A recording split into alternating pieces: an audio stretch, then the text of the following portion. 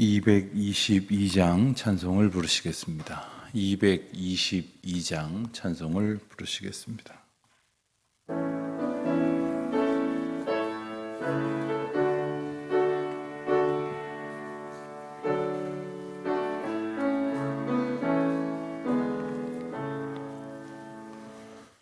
우리 다시 만날 때까지 하나님이 함께 계셔 훈계로서 인도하며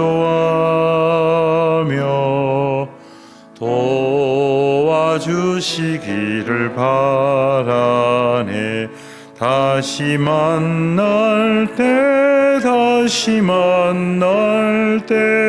예수 함께 만날 때 다시 만날 때 그때까지 계심 바라네. 우리 다시 만날 때까지 하나님이 함께 계셔 간 데마다 보호하며 양식 주시기를 바라네. 다시 만날 때 예수 앞에 만날 때 다시 만날 때 그때까지 계심 바라네.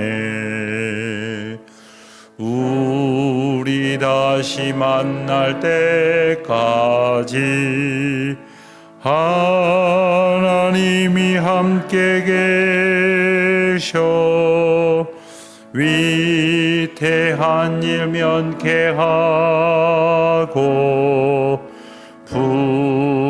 품어주시기를 바라네. 다시 만날 때 예수 앞에 만날 때 다시 만날 때 그때까지 계심 바라네. 우리 다시 만날 때까지 하나님이 함께 계셔 사망 권세 이기도록 지켜주시기를 바라네. 다시 만날 때 예수 앞에 만날 때 다시 만날 때 그때까지 계심 바라네.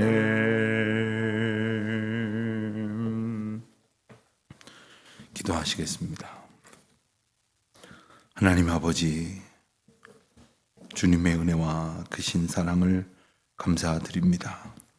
오늘도 하나님의 거룩하신 은혜를 소망하며 저희를 베푸신 그 은총을 감사하며 또 하나님께서 저희 가운데에 오늘도 우리를 붙드시고 인도하시는 복 주시기를 소원하는 마음으로 이 아침 다시금 기도의 자리를 기억하여 주 앞에 나왔습니다. 하나님, 특별히 저희가 홀로 외롭게 신앙생활 하게 두지 아니하시고 성도들과 함께 또 교회를 허락하신 은혜 가운데에 교회 안에서 믿음의 생활을 이어갈 수 있도록 인도하여 주신 것을 기억하며 감사를 드립니다. 외로울 때에, 두려울 때에, 근심과 염려에 가득 찼을 때에 주님께서는 주의 백성들을 통하여 저희들을 말씀 가운데로 이끌어 주셨고 평안 가운데로 인도하여 주셨습니다. 또한 저희가 갈 바를 알지 못하 헤매고 있을 때 우리 주님께서는 저희를 주님의 권능으로 붙들어 주셨습니다. 오늘도 그와 같은 은혜로 저희를 말씀으로 또 주의 사랑으로 또 주님께서 저희를 향하여 돌보시는 은혜로 베푸시고 인도하시니 이 모든 은혜와 감사의 제목들로 인하여 주께 영광을 돌려드리오며 또한 저희도 저희 모두에게 서로가 은혜의 통로가 되게 하시고 또한 사랑의 전달자로 살아갈 수 있도록 은혜를 베풀어 주시기를 간절히 기도드립니다. 고린도 교회를 통하여 하나님께서 이루어 가시기를 원하시는 그 모든 제목들을 저희들이 말씀 가운데 보면서 오늘 저희가 저희 자신과 저희가 속하여 있는 공동체로 그 말씀을 받아 하나님의 말씀이 저희들의 삶과 형편을 새롭게 하시고 또한 저희들의 비전과 소망을 고쳐주시는 은혜를 누리게 하여 주시기를 또한 기도하옵나이다. 하나님, 저희들 때로는 참으로 하나님께서 인도하시는 길을 알 바를 알지 못하여 하나님께서 주시는 은혜로 나아가지 못한 채 헛된 길로 또한 각기 자기 목소리를 높이며 하나님의 인도하시는 길보다는 저희들의 생각의 길로 가고자 할 때가 참 많이 있습니다. 언제나 주님 안에서 모이고 주님 안에서 만나고 주님 안에서 서로 교통하며 하늘의 신령한 은혜를 맛보아 누리는 교회가 되게 하여 주시옵소서. 하나님, 오늘도 성도들 각 사람의 삶에 간섭하여 주시고 또한 성도들이 모여 주의 말씀을 붙들고 나눌 때에 그리고 그 말씀으로 사랑 가운데에 전하고 들을 때에 성령 하나님 함께하여 주시는 은혜를 저희들 가운데에 허락하여 주시기를 간절히 기도드립니다. 교회의 머리이신 주님, 교회를 위하여 애쓰고 수고하는 여러 봉사자들이 있습니다. 직분자들이 있습니다. 충성되이 그 일을 감당하는 사랑의 사명자들에게 오늘도 그 은혜로 풍성케 하여 주시옵소서. 아버지 하나님, 이 아침에도 저희들 하나님 앞에 내어놓고자 가지고 나온 기도의 제목들이 있습니다. 말씀을 듣는 가운데에 하나님의 뜻을 깨달아 그 길을 발견할 수 있도록 도와주시옵시고 또한 헛된 열망을 저희들이 가지고 있다면 그것을 저희들에게서 지워질 수 있도록 그리고 저희들이 기꺼이 그것을 내려놓을 수 있도록 저희들의 마음을 주님의 은혜로 온전히 주장하여 주시기를 간절히 기도하옵나이다. 예배당 건축의 귀중한 사명 저희들이 늘 기억하고 잊지 아니하고 저희들이 무엇으로 주님 앞에 기도함으로 나아가야 할지를 늘 간구하는 주의 백성들 되게 하여 주시옵소서. 오늘도 하나님의 말씀 통하여 저희들에게 주시는 생명의 메시지, 사랑의 언어를 저희들이 품고 하나님의 뜻과 그 인도하심에 합당한 삶을 살게 하여 주시옵소서. 해외에 있는 교우들, 지방에 있는 교우들, 여러 형편에 있는 교우들, 특별히 병중에 있는 교우들을 하나님 이 시간 만나주시고 위로하여 주시고 하나님의 권능으로 온전히 붙들어 주시옵소서. 감사드리오며 우리 주 예수 그리스도의 이름으로 기도하옵나이다. 아멘. 고린도전서 16장을 봅니다. 16장, 오늘 고린도전서 제일 마지막 장이 됩니다. 16장 1절부터 12절까지 말씀 우리 한 목소리로 함께 봉독하시겠습니다. 성도를 위하는 연보에 관하여는 내가 갈라디아 교회들에게 명한 것 같이 너희도 그렇게 하라. 매주 첫날에 너희 각 사람이 수입에 따라 모아두어서 내가 갈 때에 연보를 하지 않게 하라. 내가 이럴 때에 너희가 인정한 사람에게 편지를 주어 너희의 은혜를 예루살렘으로 가지고 가게 하리니 만일 나도 가는 것이 합당하면 그들이 나와 함께 가리라. 내가 마게도냐를 지날 터이니 마게도냐를 지난 후에 너희에게 가서 혹 너희와 함께 머물며 겨울을 지낼 듯도 하니 이는 너희가 나를 내가 갈 곳으로 보내어 주게 하려 함이라. 이제는 지나는 길에 너희 보기를 원하지 아니하노니 이는 만일 주께서 허락하시면 얼마 동안 너희와 함께 머물기를 바람이라. 내가 오순절까지 에베소에 머물려 함은 내게 광대하고 유효한 문이 열렸으나 대적하는 자가 많음이라.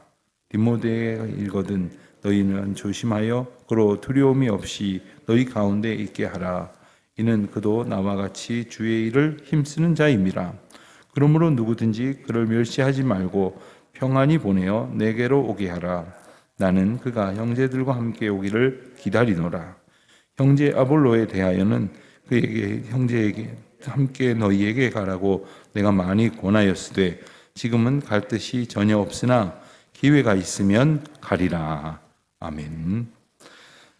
16장 말씀은 우리가 통상 어떤 그 인사의 메시지 그리고 고린도전서 전체의 부록에 해당되는 말씀이다. 이렇게 이해를 합니다.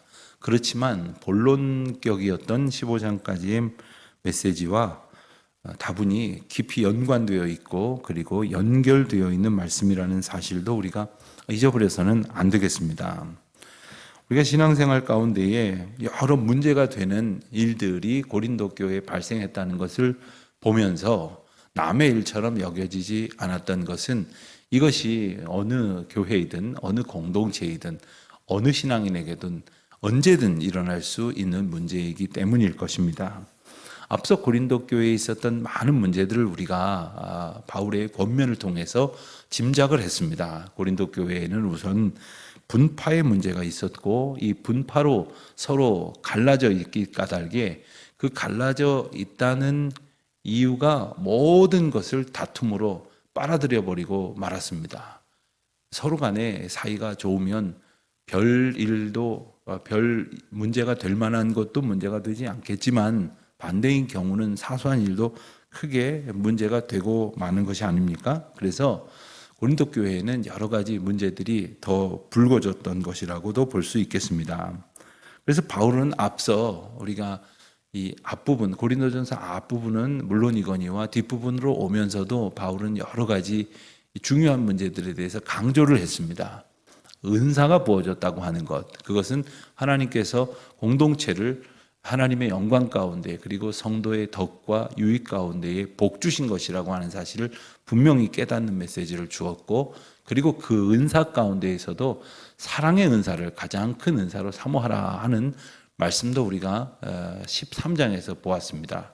그리고 나서 그와 같은 은사를 받은 자로, 믿음을 선물로 받은 자로, 하나님의 사명을 받은 공동체로서 부활을 바르게 기억하고 그리고 소망하는 믿음 생활을 가져가라 하는 이야기를 한 뒤에 오늘 본문 말씀에서 이웃 사랑의 의미를 담은 연보에 관한 말씀을 하고 있습니다. 신앙생활 가운데 있어서 참으로 중요한 것은 바로 하나님을 사랑하는 것만큼 이웃을 사랑하는 것입니다. 그리고 특별히 이 연보에 관한 문제는 하나님 앞에 드려지는 봉헌 가운데에 또 특별한 의미를 가진 어떤 그 면을 의미하는 것입니다. 우리말 성경에는 헌금을 하는 것은 다 비슷한 의미로 사용이 됩니다만은 오늘 본문 말씀에서만 유일하게 이 연보라는 단어가 사용이 됐습니다. 고린도전서 16장 바로 1절과 2절에서만 이 단어가 사용이 됐습니다. 이 연보라는 의미는 요즘 우리가 잘 쓰지는 않죠. 예전에 제가 어릴 적에 교회 가려고 했더니 저희 할머니께서 연보는 챙겼냐? 연보는 가지고 가냐?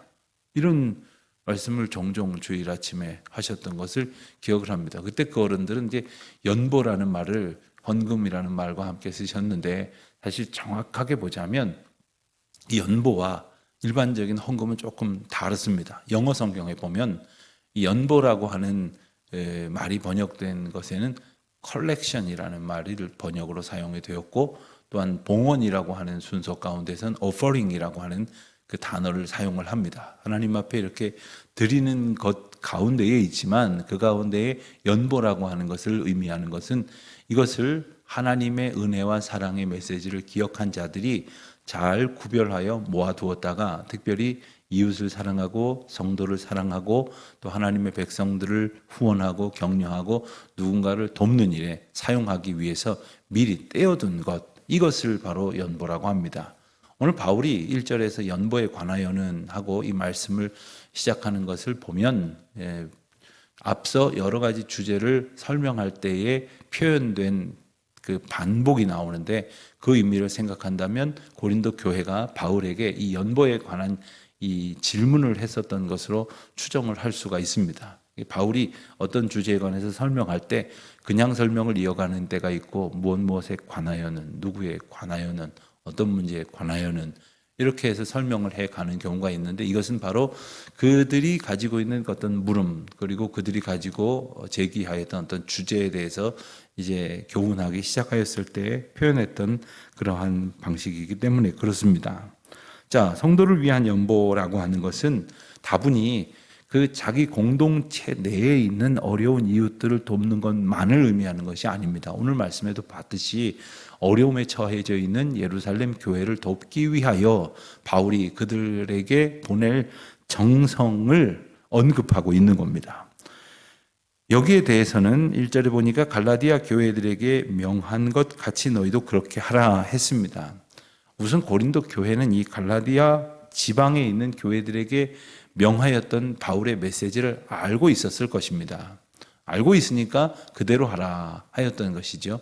이미 여기에 관한 교훈과 지침이라 하는 말씀이 한번 주어졌었던 것으로 생각할 수가 있습니다. 물론 그 내용이 오늘 우리에게는 전해지지 않고 있기 때문에 그것이 어떤 것인지는 본문을 통해서만은 알 수가 없습니다. 이미 교훈한 바대로 하라 하면서 두 가지 중요한 표현을 하고 있습니다. 2절에서 그 봉헌을 어떻게 할 것인가 했을 때 우선은 매주 첫날에 너희 각 사람이 수입에 따라 모아두어서 내가 갈 때에 연보를 하지 않게 하라 했습니다. 우선 매주 첫날에라고 하는 것은 이 교회에 모여서 그들이 예배를 드리는 그러한 가운데에 구별된 날에 구별된 시간에 미리 준비하라 하는 말씀입니다. 바울이 그 교회에 갔을 때 허겁지겁 그때 즉흥적으로 하지 말고 이것을 마땅한 헌금으로 준비하였다가 각 사람이 준비하였다가 드리라 이겁니다.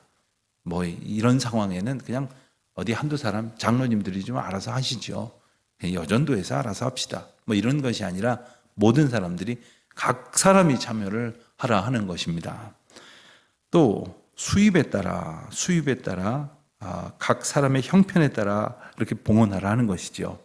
내게 주신 하나님의 은혜가 많으면 많은 대로 또 적으면 적은 대로 각자의 형편에 따라서 모아두라 하는 것입니다. 이것은 당장 어떻게 쓸 일이 있지 아니하여도 모아두라 하는 것이에요.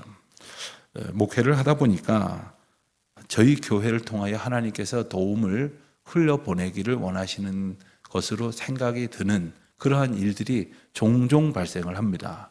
그런데 그럴 때마다 교회가 이런 제목을 놓고 한번 특별 헌금합시다 라고 할 수는 잘 없습니다. 왜냐하면 그 가운데는 지난번에 우리가 우크라이나 전쟁 난민을 돕고 또 산불 피해자들을 돕는 그런 경우같이 아주 커다란 이슈의 문제도 있지만 그렇지 않고 가령 우리 이웃교회, 가령 우리 주변에 사는 어떤 분 이렇게 우리 교회에 그저 한 끼 식사를 좀 신세지고자 하여 아무 때고 찾아오는 그런 분들 이런 분들을 도와드리는 그런 크고 적은 그런 도움에 관하여 어떻게 그때마다 헌금을 모아서 그때마다 지원할 수가 있겠습니까? 이런 것들이 잘 준비되어 있으면 언제고 그들과 함께 나누고 사랑을 흘려보낼 텐데 과연 이런 말씀을 하는 겁니다. 그러니 미리 준비하여야 하리라 하는 말씀입니다. 수입에 따라 한다는 것은 각자에게 주신 하나님의 은혜에 대한 합당한 응답이 되는 것을 또 기억해야 하는 거죠. 3절 말씀에 보면 내가 이럴 때에 너희가 인정한 사람에게 편지를 주어 너희의 은혜를 예루살렘으로 가지고 가게 하리니 무슨 말일까요? 이게 봉헌물을 전달하는 사람이 꼭 그 교회 사람이 아닐 수도 있고 바울이 아닐 수도 있습니다. 바울이 부탁을 하였는데 그 교회에 있는 사람이 이것을 잘 전달하면 좋겠지만 가서 전달할 수가 없을 것입니다. 우리가 우크라이나에 전쟁 난민을 좀 돕고자 하는 마음, 작은 마음을 보낸 적이 있습니다. 근데 우리가 우크라이나에까지 갈 수는 없습니다. 또한 이 봉헌을 우리에게 독려한 총회나 노회나 이런 분들이 다 할 수가 없습니다. 기도하면서 적당한 하나님의 도움의 손길들을 만나야 됩니다. 이것이 사실 중요한 하나님의 은혜입니다. 다행히 우리는 우리 류동원 집사님께서 출석하셨던 우크라이나 연합 한인 교회의 선교사님, 목사님이 연결이 돼서 그쪽을 통해서, 그리고 헝가리 그 난민 수용소에서 봉사하시는 선교사님과 연결이 돼서 그쪽으로 돕게 되었는데, 이러한 은혜를 하나님께 구하고 그러한 통로를 통해서 가지고 가게 하라 하는 구체적인 방법을 일러주고 있는 것이죠. 그런데 3절에 보면은 한가운데 이런 표현이 나옵니다. 편지를 주어 너희 은혜를 예루살렘으로 가지고 가게 하리니, 너희의 은혜라고 했습니다. 지금 구체적으로 가지고 가야 하는 것은 무엇입니까? 모여진 그 연보일 것입니다. 이 연보를 너희의 은혜라고 표현한 것을 주목하십시오. 어떤 분들은 이런 말씀을 하시는 분들이 있습니다. 우리 교회 목사님은 날마다 돈 이야기만 해. 더러 헌금 이야기를 하시는 목사님들이 계시죠. 또 저도 거의 몇 번 안 한 것 같긴 합니다만 헌금 이야기를 할 때가 또 있기는 있을 것입니다. 그런데 헌금 이야기를 했는데 돈 이야기로 듣는 겁니다. 오늘 말씀에 바울은 돈 이야기를 하려는 것이 아니라는 것을 분명히 일러줍니다. 이것은 은혜이고, 또한 우리가 누군가를 도울 수 있다는 것이야말로 은혜입니다. 어떤 분들은 그런 불평을 하시는 분들이 있어요. 목사님, 저희는 집안에 가족들이 많은데 죄다 저한테 와서 돈을 달라고 해요. 죄다 저한테 와서 꿔달라고 해요. 아주 미치겠습니다. 이런 분이 있는데 제가 속으로 참, 그럼 꾸러 다녀야겠습니까? 그럼 다른 형제들 돌아다니면서 그들에게 얻어야 좋겠습니까? 라고 말하고 싶은데 그렇게는 차마 말을 못하겠더라고요. 한번 생각을 해보세요. 어디로 다니면 좋겠어요? 비록 그것이 부담이 될 수도 있고 나에게 과중할 수도 있겠습니다만은 내가 누군가를 도울 수 있다고 하는 것은 은혜입니다. 교회도 마찬가지죠. 다른 교회의 도움을 받아야만 하는 교회들이 부지기수입니다. 얼마나 많은지 모릅니다. 전체 교회, 한국 교회 전체 교회 70%가 도움을 필요로 하는 교회입니다. 그런데 다른 교회를 돕자고, 또 다른 나라의 선교사들을 좀 돕자고 할 때에 꼭 그걸 그렇게 해야 되냐고 이야기를 해야겠냐는 거예요. 우리 교회가 하나님의 은혜를 얻어서 다른 교회도 돕고 다른 선교사님들도 돕고 이웃도 돕고 할 수 있다는 것을 은혜로 알지 못하니까 그 돈 생각만 하는 거예요. 그러니 바울이 은혜를 이야기하고 있는데 돈 타령을 하고 있다, 이렇게 생각하게 되는 것이지요. 자, 5절 이하에 보면 바울이 자기의 계획을 피력하고 있습니다. 이렇게 할 것이다, 저렇게 머물고 싶다, 뭐 여러 가지 얘기를 하다가 7절에 보면 그러한 계획이 있지만 만일 주께서 허락하시면 하겠고, 그 얘기는 뭡니까? 허락하시지 않으면 하지 않겠다 하는 이야기죠. 여러분, 우리가 치밀하게 계획을 잘 세워야 합니다. 그러나 더 중요한 것은 그 가운데 하나님의 인도하심과 허락하심이 있느냐는 거예요. 선교 여행을 가서 며칠간 지내다 오면 언제나 계획대로 잘 일이 안 된 경우들을 많이 보게 됩니다. 이날은 여기에 가서 이것을 하고 저날은 이렇게 하고 준비하고 해서 현지 선교사님과 아주 몇 개월 전부터 열심히 준비하고 그렇게 하지만 계획대로 잘 되지 않을 때가 참 많이 있습니다. 그러나 또 예기치 못했던 놀라운 은혜의 사건들은 더 얼마나 많은지 모릅니다. 하나님의 인도하심을 언제나 구하고 그것을 기억하는 자세가 필요합니다.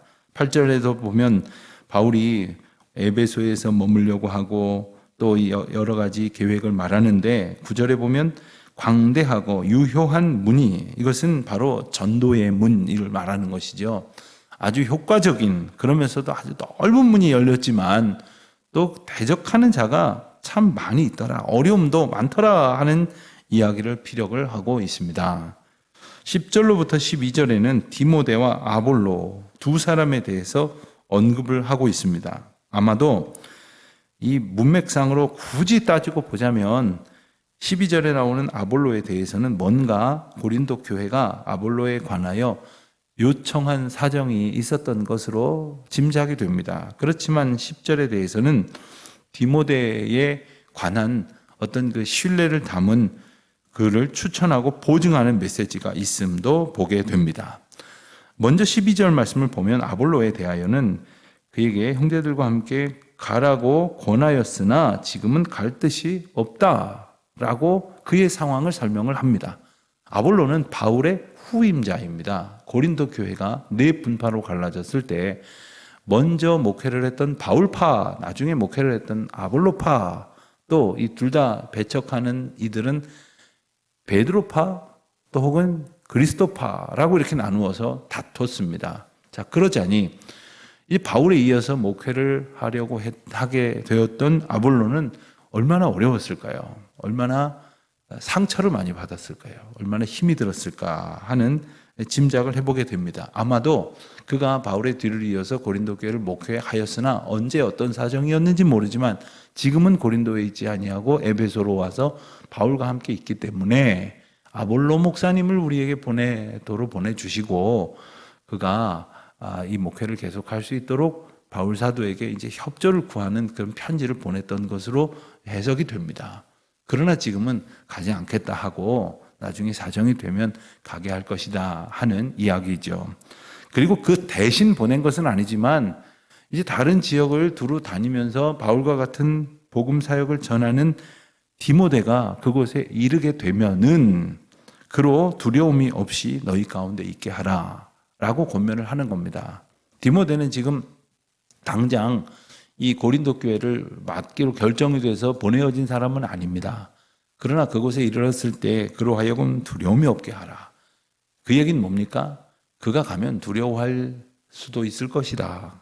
여러 가지 때문에 그랬을 것이죠. 우선 바울에 비해서 디모데는 믿음의 아들이라고 불리워질 만큼 젊은 사역자입니다. 그렇기 때문에 경험이 부족하고 연소하여 어려움을 겪을 수도 있겠고 또 바울도 아볼로도 여러 가지 어려움을 겪었던 교회였기 때문에 분명코 디모데에게도 선히 대하지 않을 수도 있음을 염려하는 그러한 바울의 마음이 담겨져 있기도 합니다. 그리고 바울 사도로 보고도 뭐라고 그랬습니까? 고린도 교회 교인들이 저 사람은 아주 정통한 사도가 아니다. 여러분 그 교회 역사 2000년의 교회 역사를 보면 바울 이상의 전도자, 바울 이상의 신학자, 바울 이상의 교회의 운동가라는 표현은 서양 일부 신학에서 쓰는 표현이기도 합니다만은 그러한 사람이 없습니다. 그런데 그러한 바울을 당대에는 배척하고 그가 정통한 사도가 아니다라고 사도권을 부정했으니 그 밑에 졸졸졸 쫓아다니면서 조금 익히고 배우고 그리고 이제 용기를 내어서 이제 파송받아서 다니는 디모데는 오죽하겠느냐 하는 거죠. 그러니 그들을 격려하고 그들을 중보하라 하는 겁니다. 제가 어릴 적 교육전도사를 처음 심호하러 갔는데 20대 초반에 교육전도사를 하러 갔습니다. 그랬더니 이 부서의 장로님들, 권사님들 여러 분을 만나는데 어떤 분은요, 보자마자 올해 몇이요? 아이고 우리 막내보다도 8살이나 아래네. 이러고 나와요. 어떡하지 하는 거예요. 그런데 어떤 분들은 전도사님 저희 교회가 처음이시라고 들었습니다. 얼마나 떨리세요. 그렇지만 걱정하지 마세요. 우리 선생님들 다 전도사님 열심으로 도와드리려고 기도 많이 하고 있었습니다. 전도사님 만나게 돼서 너무 기쁩니다. 얼마나 힘이 됐는지 몰라요. 여러분들은 어떻게 하셔야 좋을지 잘 알아서들 하세요. 우리가 교육자들을 만나면 여러분들 세월이 갈수록 더 젊은 분들을 만납니다. 교회 부임하는 전도사님들이나 목사님들을 더 보면 더 시간이 갈수록 더 젊은 사람들을 만납니다. 그러나 하나님께서 우리에게 보내주신 주의 종들이 두려움 가운데 있지 않도록 주의 일에 힘쓰는 자들을 더 견고히 믿음 생활 가운데에서 사역 가운데에서 우리 공동체 가운데에서 든든히 서가실 수 있도록 힘을 모아 격려하고 또 함께 사역을 이루어가는 우리 모두가 되시기를 주의 이름으로 축원드립니다. 기도하겠습니다. 하나님 아버지 감사합니다. 교회를 섬기는 저희 모두가 그리스도의 마음을 품어 서로 연합하고 서로 격려하고 서로 중보하여 하나님의 거룩한 역사를 소중한 소망 가운데 이루어가는 주의 종들 다 되게 하여 주시옵소서. 예수님의 이름으로 기도드립니다. 아멘. 하늘에 계신 우리 아버지, 아버지의 이름을 거룩하게 하시며 아버지의 나라가 오게 하시며 아버지의 뜻이 하늘에서와 같이 땅에서도 이루어지게 하소서. 오늘 우리에게 일용할 양식을 주시고 우리가 우리에게 잘못한 사람을 용서하여 준 것 같이 우리 죄를 용서하여 주시고 우리를 시험에 빠지지 않게 하시고 악에서 구하소서. 나라와 권능과 영광이 영원히 아버지의 것입니다. 아멘.